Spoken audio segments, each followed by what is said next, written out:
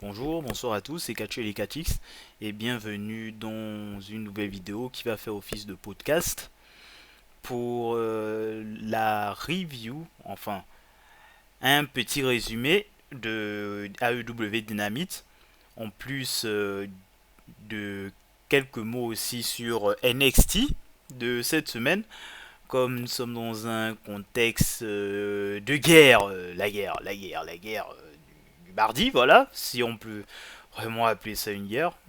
Comme quoi les Monday Night Wars en est loin, mais bon, soit. Les deux compagnons ont voulu faire des bouchées doubles et on va voir ce que ça va donner en commençant par Dynamite. Et je ne vais pas non plus passer mon temps à parler en détail de chaque truc. Mon résumé se portera plus sur une sorte de top et flop. Donc je vais donner mes points positifs et mes points négatifs. Et les autres points que j'ai omis, ben, c'est juste que je n'ai rien à dire. Voilà. Donc, sans plus attendre, je vais déjà dire mon bilan global de Dynamite. Donc, Dynamite qui était un show nul à chier. Voilà, là, au moins ça c'est dit. J'ai clairement pas aimé le show, mais bon, il y a quand même quelques points qui sont bien et que je vais partager. Je vais commencer tout d'abord par les points négatifs pour finir sur une bonne note quand même. Donc, premier point négatif, l'opener. Et je sais que ça va en surprendre certains, mais à un moment, ben, j'ai clairement pas aimé l'opener. Pourtant, ça partait bien, quelques petits échanges techniques, jusqu'au moment où les mecs décidaient d'en faire trop en fait, de vouloir faire du sensationnel pour du sensationnel. Surtout que c'est le premier AEW show AEW que je regarde depuis un sacré bail quand même. Et c'est un truc qui a fait que j'ai arrêté de regarder les shows en fait. Donc enfin c'était une des raisons. Parce que au Théma, on fait les grosses prises, on fait des prises sur les prônes. Et les prônes, c'était une belle histoire d'amour pour ce show. Brian Danielson qui se dégage du Swerve Stomp, le Selling est mort, il se dégage encore d'une autre grosse prise. Il y a encore de l'overbooking avec le prince Nana qui passe son foulard. Bon, le foulard, il y a un truc également pour frapper, mais est-ce qu'il est normal que le truc le plus intéressant du match, c'est quand Prince Nana dévoile sa calvitie au grand jour? C'est la première fois que je le vois son du ragla et on voit la calvitie au grand jour, ça m'a fumé quoi. Ça m'a plus distrait que le match, j'avais même pas fait attention que Peja jouait un rôle dans le match. En tout cas, Brian Danielson gagne, c'est devenu un catch-up parmi tant d'autres, mais sauf qu'il s'appelle Brian Danielson, malgré que j'étais content de le voir entrer sur Born to Greatness, for Greatness, je sais plus. Mais en tout cas, je préfère ça que Final Countdown, Sorry Not Sorry. Et aussi l'entrée de Sorf qui est toujours classe avec Prince Nana qui danse, c'est super, mais le match en lui-même, oulala. J'ai souffert parce que là, franchement, je trouve pas normal d'être fatigué, d'être épuisé dès le début du show. Parce qu'à un moment, les mecs, faites des trucs simples. C'est pas compliqué. Vous pouvez faire un bon match en faisant des trucs simples, surtout quand on voit les deux athlètes qu'on a en face. Mais non, faut toujours en faire trop, en faire trop, en faire trop. Et c'est pas fini. Ben, autre point négatif, ben, c'est le match qui a suivi, hein. Le Chris Jericho contre le tout-puissant Hobbs.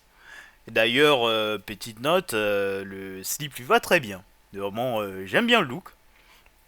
Et ça partait pourtant d'une bonne idée, montrer un Powerhouse Hobbs puissant qui squash Jericho. Et déjà, ben, Jericho se dégage du Spinebuster de Hobbs qui est un finisher aussi. Le Selling est mort une deuxième fois, super. Ensuite, on a affaire vraiment à Hobbs qui roule sur Jericho. Là, ça m'a fait un peu penser à Brock Lesnar et John Cena à SummerSlam 2014. Sauf que bon, un Chris Jericho sur la fin, ça n'a clairement rien à voir avec un John Cena. Et même là, Chris Jericho, je trouve qu'il a été plus vaillant dans ce match. C'est horrible. Et tu as Hobbs aussi qui l'écrase, qui fait une sorte de World Strongest Slam. Jericho se dégage encore. Et il en fait encore un autre. Et on voit Jericho qui fait le signal à Hobbs pour dire que pose ton genou sur mon visage. Super la discrétion, la réa. Et Jericho aussi. Tellement c'était flagrant. Donc voilà, Hobbs gagne, il a squash Jericho, ça sert à rien. Dans quelques mois, il sera enterré une fois de plus. Déjà, quand tu le fous dans un troisième clan d'affilée en peu de temps, ben, il y a un sérieux problème. Donc, ben, j'y crois zéro. Même le squash, en lui-même, ça n'a servi à rien, quoi. C'est hallucinant. Ensuite, là, je vais faire une sorte de point partagé, on va dire. Là, ça va être partagé tendance négative. Parce que là, je vais parler du match féminin pour le titre AEW entre Saraya et Hikaru Shida. En fait, ça s'est fait en deux parties. Le début du match avant le pip et la moitié après le pip. Donc, au début, ben, le match était. Ça a commencé bien. Shida exprimait son catch et Saraya aussi, elle jouait son personnage de Nana qui veut faire des pauses entre les moves quand elle perd l'avantage et qui chouine, qui se plaint, voilà. Il traite les autres de losers, tout ça. Et le match ça allait et, et à le moment où Ruby Soho, que j'appelle Ruby Sodo, qui veut balancer son spray en étant masqué, ben je comprenais pas déjà pourquoi elle n'accompagnait pas Saraya, mais bon.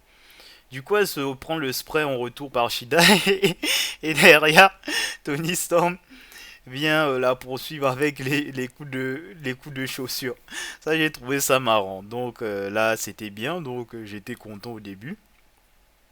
Et là où je suis pas content, ben c'est le reste du match où ça a voulu en faire trop une fois de plus. Avec encore des prix sur les prônes, histoire d'amour. Là, ça devait être la sixième, septième fois que ça arrive dans le show. Genre, Shida se fait balancer sur les prônes, elle revient tranquille sur le ring en mode y a rien. Voilà. La mort du Céline continue. Saraya elle se prend une grosse German sur les prônes aussi. Bon, là, ça a été un peu mieux vendu, mais par rapport à l'histoire de la nuque, bon. Après, c'est moi qui suis tatillon, mais ça allait, ça allait. Et du coup, la fin, Saraya a fait son Rampage. Je sais pas comment ça s'appelle sa version AEW. Hikaru Shida se dégage. Bon, ok, d'accord. De l'épique, ben, qui ne paraît pas épique, mais c'est pas grave. Disons que c'est le prestige du championnat. Ensuite, Saraya, maintenant, il y a deux trucs. Elle veut prendre le kendo stick d'Hikaru Shida et elle range le spray dans son slip. Mais à un moment, l'arbitre, ça se voit qu'elle a le spray sur le slip. Pourquoi tu prends juste le katana, retire le truc aussi. Et derrière Esprit Shida, second Rampage, Shida se dégage. En fait, pour moi, le spray, ça doit signaler la fin du match, mais non. Donc, Ishida continue son match normal comme ça. Le spray au visage, elle s'est fait aveugler, mais elle se dégage, elle continue. Ah, c'est terrible, le Selling est mort une deuxième fois, mais le bon côté, c'est que au moins c'était pour la bonne cause, au vu de la faute de réalisation de l'overbooking où il y avait le spray le katana sur Saraya, mais l'arbitre prend juste le katana. Au moins c'était pour la bonne cause. Et Shida gagne le titre, j'étais content. Bravo Shida, j'étais également content que Saraya ait gagné le titre, même si c'était juste pour un moment à Wembley, mais même si je m'attendais à un peu plus. Et j'ai l'impression qu'elle n'a pas fait grand chose de son règne, pour ne pas dire rien, comme je regarde pas les dynamites. Mais j'ai l'impression aussi que Shida a récupéré le titre un peu de manière random quand même. Genre elle gagne le match pour le titre de Challengers, elle fait le match, elle gagne, c'est tout. Genre, il n'y avait pas moyen de raconter une histoire avec Shida et le clan de Saraya, des Outcasts. Parce que de base, les Outcasts, ça part de Shida, Saraya et Storm en fait, de base. Le heel turn de Storm et Saraya, ça vient en fait d'une association entre les trois qui s'est brisée. Donc je trouve dommage de ne pas l'avoir exploité. Et surtout que c'est la deuxième fois qu'ils font le coup en fait. La première fois avec Tony, maintenant Saraya, mais ils n'ont rien raconté du tout en fait. Et c'est ça que je trouve dommage. Et c'est le problème que j'ai un peu avec le titre AEW féminin en ce moment. Et j'ai l'impression que le titre suprême dans la division féminine de AEW actuellement, c'est le TBS pour dire. Donc ouais, dommage. Ensuite, autre point partagé, là ça va être plus tendance positive, c'est la promo entre MJF et le Bullet Club Wolfpack. Parce que je refuse de l'appeler autrement. Je ne vais pas parler du match entre Adam Page et Jay White parce que concrètement, j'en ai rien à foutre du match. Voilà. Ça ne valait pas mieux que l'opener. Voilà. Donc, Jay White, alias celui qui, sans le Bullet Club, n'est de personne. Il va faire sa promo, voilà. Et MJF arrive. Il y a un bel échange entre MJF et le Bullet Club. Et franchement, MJF, c'est un super babyface. Hein. Là, je le préfère clairement là quand et je voyais déjà du potentiel dès le début quand il était associé à Cody. Et j'aime beaucoup voir ça en fait. Là où il fait une promo, vraiment tout est cohérent dans ce qu'il dit, tout fait sens. Même lorsqu'il parle de son passé, de sa cam, c'est super. Donc un champion qui se montre vaillant mais qui reconnaît qu'il a eu des défauts. Et Jay White derrière qui se la ramène parce qu'il a le crew derrière lui. Ouais, je suis trop cool, je suis trop méchant. Tu auras ta ceinture. Quand tu vas, si tu as trois autres mecs pour venir faire face à nous. Et MJF aussi qui est cohérent dans le sens où ben, le titre suprême, c'est ça qui détermine si tu es le meilleur catcheur du monde. Et il a raison concrètement. Parce que là, à AEW, là, ça ne fait strictement aucun sens que tu aies pratiquement, bon, je vais pas dire la moitié, le tiers du roster qui sont là, qui spam sans aucune raison logique que ouais, je suis le meilleur catcheur du monde et patati patata. Ben non, en fait, de un, tu n'as pas le titre suprême permettant de justifier, et de deux, à la limite, tu n'es même pas le meilleur catcheur du Japon. De quoi tu viens me parler? Et oui, c'est un sous-entendu de Willy le spray. Voilà. Bref. Maintenant, pour la partie qui fâche, le rouleau de pièces de Juice Robinson. Je peux comprendre que niveau timing, c'était clairement pas la bonne idée. Ouais, c'était pas une bonne idée de faire ce genre de promo à ce moment-là précis. C'est vrai.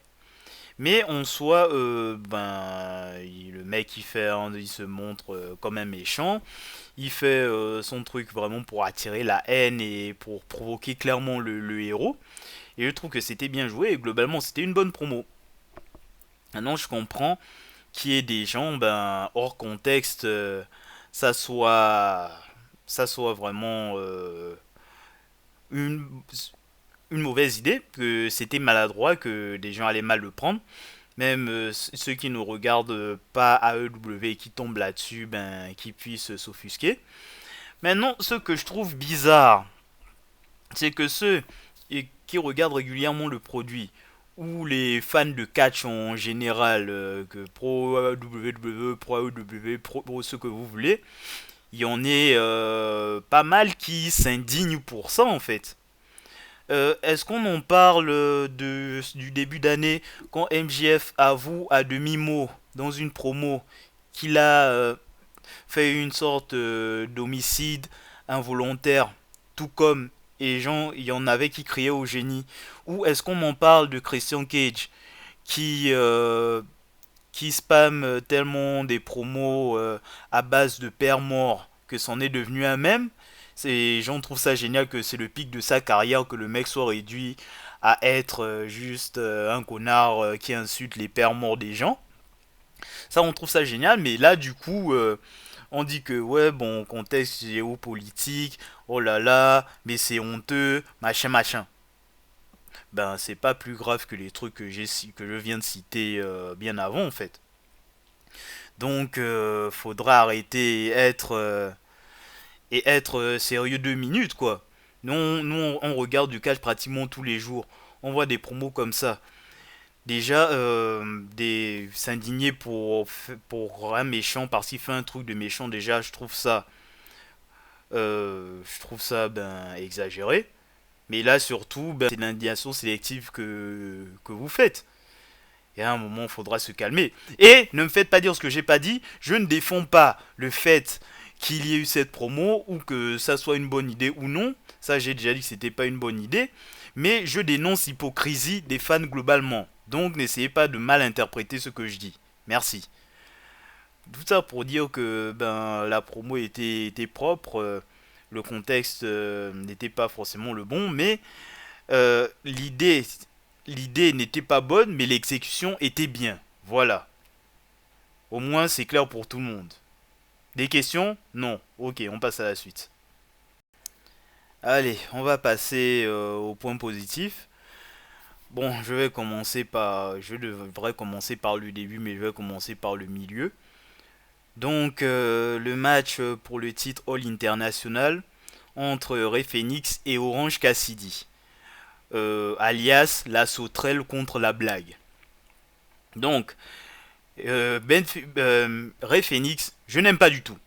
C'est pour moi, ça fait juste un syndrome des Young Bucks qui sont là juste faire des spots bêtes et méchants juste pour faire des spots sans aucune vraie logique derrière.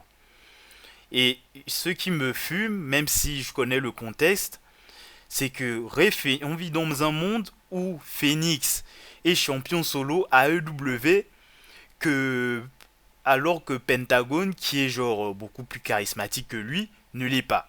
Et ça me fume, ça me tord de tous les côtés là.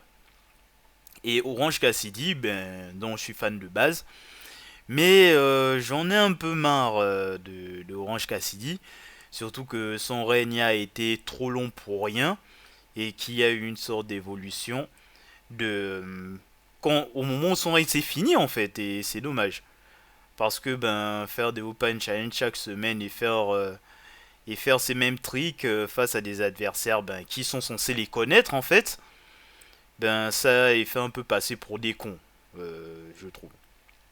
Mais bon, en ce qui concerne le match, ben c'était très bien. Orange Cassidy, il s'est montré brutal, il montrait plus d'agressivité. On voit qu'il n'était pas là pour rigoler, j'aimais bien. Et Phoenix y essayait de se défendre aussi malgré un don compote. Mais à la fin, Cassidy gagne. Voilà, c'était super, c'était joli. Même si, bon, Cassidy encore champion, ouais, bof, bof. Mais bon, ça peut être mieux que la dernière. Ça ne peut qu'être mieux que la dernière fois. Ça, c'est ce que je me dis. Donc, à voir. De loin, je vais dire, mais bon, à voir. Allez, autre point positif, ben, un autre truc bien, c'est le segment d'Adam Cole, hein. Adam Cole et Roderick Strong. C'était plutôt marrant. D'ailleurs, est-ce que vous pouvez me dire dans les commentaires pourquoi Adam Cole est retenu prisonnier par Roderick Strong et sa bande derrière, là, j'ai plus leur nom. Donc, là où Roderick Strong demande des services à Adam Cole qui est blessé à la cheville, qui doit faire son opération, lui dit de tondre le gazon alors que les deux autres mecs qui sont en bonne santé, voilà. Et le mec il veut se laver, on lui file les t-shirts de Roderick Strong, tout ça. Ils lui font perdre son temps, ben c'était vraiment rigolo drôle, c'était drôle. Avec, avec Adam Cole qui doit retarder son opération, ben visiblement ses opérations se passent en rendez-vous. Je sais pas comment il a organisé ça avec son médecin, mais en tout cas, Strong, il est très divertissant. Adam Cole, c'est très divertissant. Comme quoi avoir des personnages, ça aide beaucoup. Il n'y a pas que le in-ring qui prime. Voilà. Enfin, le dernier point positif ultime, ben, c'est tout ce qui est en rapport avec Christian Cage, quoi. C'est super, c'est génial. Je l'ai taclé par rapport au fait que ça soit réduit à un même. Bon, même dans un Discord, ben, je dis clairement que bon, Christian, son personnage, c'est juste un sus des pères morts, mais au moins là, j'ai vu autre chose. Déjà, rien que le début, avant le générique, il était en mode c'est lui, c'est le boss, quoi, c'est super. Ce champion de la TNT, c'est lui le boss de la chaîne, en gros. Lancer le générique, il hype les programmes, c'était super. Et juste avant le main event, il fait sa promo, il explique pourquoi il ne veut pas être avec Edge. En plus, ce sont des raisons plutôt logiques, quoi. Genre, il n'a pas besoin d'Edge, c'est Edge qui a besoin de lui pour paraître pertinent. C'est bien. Et j'ai bien aimé aussi le fait qu'il provoque Beth Phoenix dans la promo, voilà. Et il raconte aussi des conneries du genre que, ouais, je pense que mes protégés, mes fils, voilà, parce que c'est leur père visiblement, vont me trahir. Mais il y a une différence entre toi et moi. Moi, je ne suis pas entouré de mecs déguisés en tenue d'Halloween pour paraître legit. Mais par contre, Christian, on parle du dino derrière toi ou c'est comment là? Mais bon, en tout cas, c'était très bien, surtout au moment où il parle de se poser dans le lit de Beth Phoenix. On entend la voix de Beth Phoenix, You Think You Know Me. Ça m'a fumé. Avec Edge qui fonce pour débuter la bagarre. Et donc, je vais parler du main event en lui-même, le match entre Edge et Luchasaurus. Ben, de base, j'avais rien à dire, mais visiblement, si j'en parle pas, je sens qu'on va m'attraper. Donc, d'un pour faire du remplissage, c'est un match qui a existé, voilà, hein, ça a existé. Par contre, la dramaturgie sur la nuque, bof, je trouve que ça en faisait trop vite en fait. Parce que dès le début du match, on te sort un Tombstone Pile Driver et Edge se dégage, le Selling est mort. Encore. Voilà. Mais sinon, le match était là. Il y a Christian qui kiffe devant le poste d'entrée. Qui doit apprécier ça de manière sadique. Nick Wayne qui se prend pour un mec charismatique. Et il faudrait m'expliquer pourquoi Nick Wayne a rejoint Christian. C'était un pote de Darby Allin à la base, je comprends pas trop. Du coup, il y a eu tout un overbooking où il y a Edge a fait croire que Christian avait frappé Luchasaurus avec la ceinture. Il y a eu un moment de blanc. Spear sur le dinosaure, 1, 2, 3. Edge a battu un fils de Christian. Bon, un fils qui a 65 millions d'années, mais oui, un fils quand même. Et ça où il y a eu la baston générale, tous les mecs ont feud entre eux, ils se bastonnent. Et il y a eu cette magnifique image en miniature où Ryan Danielson fait son le bel lock sur Christian pour hyper collision avec Edge derrière qui regarde aussi de manière sadique. Donc au moins ils ont bien commencé le show et ils l'ont bien fini. Voilà.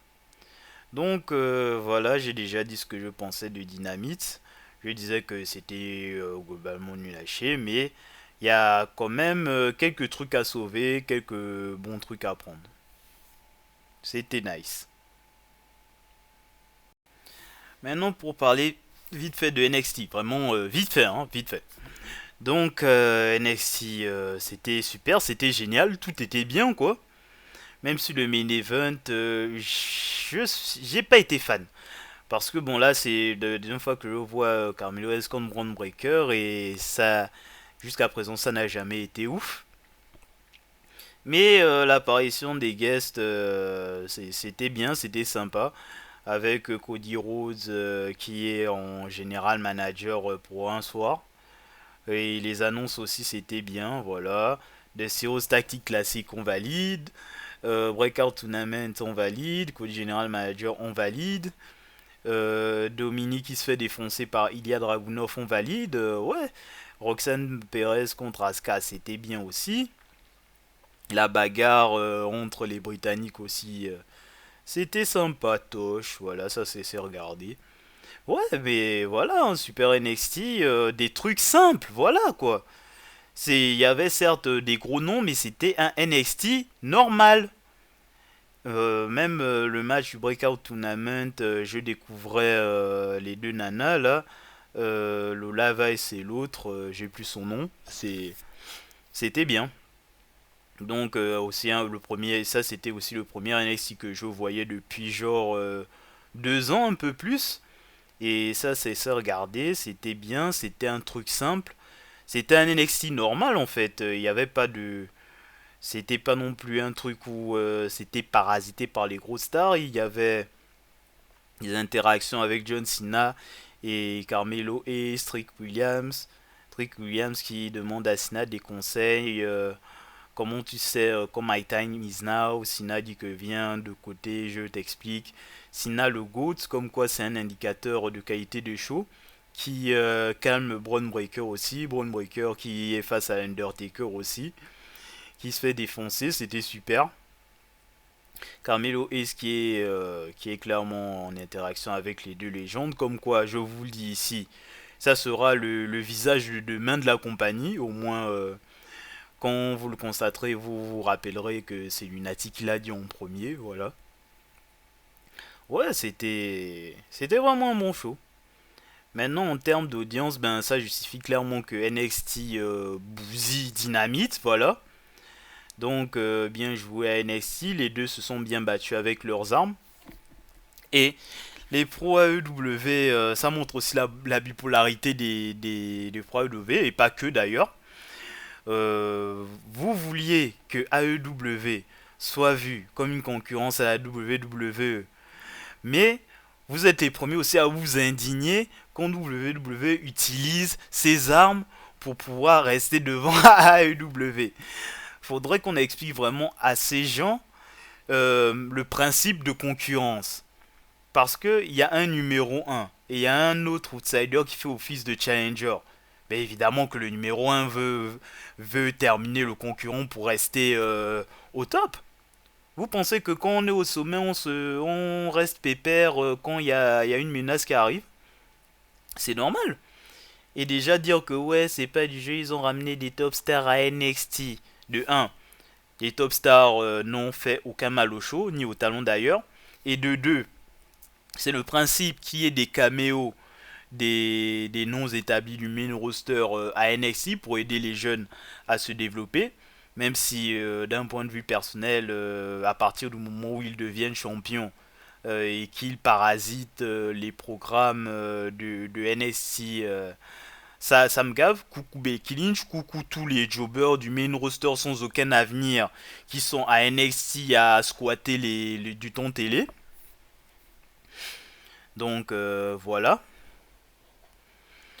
Faudrait vous calmer hein, les refs. Ah oui, et de 3 ben vous reprochez à des mecs d'utiliser des mecs de leur roster face à Dynamite qui utilise son roster aussi. Faut être cohérent avec ce que vous dites les gars. Surtout que c'est Dynamite qui vient squatter le créneau horaire de NXT. Ben c'est simple que les mecs se défendent quoi. Les mecs se sont défendus devant leurs armes et puis voilà. Et ça veut continuer à vouloir faire des débats de Dynamite, show secondaire ou pas. Ben oui, c'est un show secondaire Dynamite. Et pas show secondaire niveau genre Ligue 2 NXT, mais secondaire dans le sens où ils passent après WWE. Genre, ils sont numéro 2 et WWE c'est numéro un Big League. Et AEW c'est les seconds. Ce qui est bien en soi quoi. Ça montre que ça reste quand même une menace quelque part. Et je ne sais pas pourquoi certains fans veulent faire croire que Dynamite c'est déjà genre les numéros un genre c'est la Big League. Non, on n'en est pas encore là. Tu ne peux pas rattraper 40 ans d'existence et d'expérience en un claquement de doigts en fait. Vous pouvez demander à la TNA. Et leur positionnel est déjà très bien comme ça. Donc que ça soit une compagnie secondaire, ce n'est en rien une insulte ou un reproche ou un truc pour abaisser quoi que ce soit. Et même en termes et surtout si ton patron derrière il se comporte comme un boss de seconde zone, comme s'il venait à peine, comme si c'était la première entreprise qu'il gérait, alors qu'il en a deux à côté. C'est ça, je trouve ça assez dommage. Depuis 3 jours, faudrait qu'il se calme en fait. La semaine prochaine, ça va repartir sur de bonnes bases. Ils vont continuer à faire ils vont continuer à faire leur show normalement, ça va bien se passer. Là, c'est juste un jour, c'est juste une occasion exceptionnelle et voilà.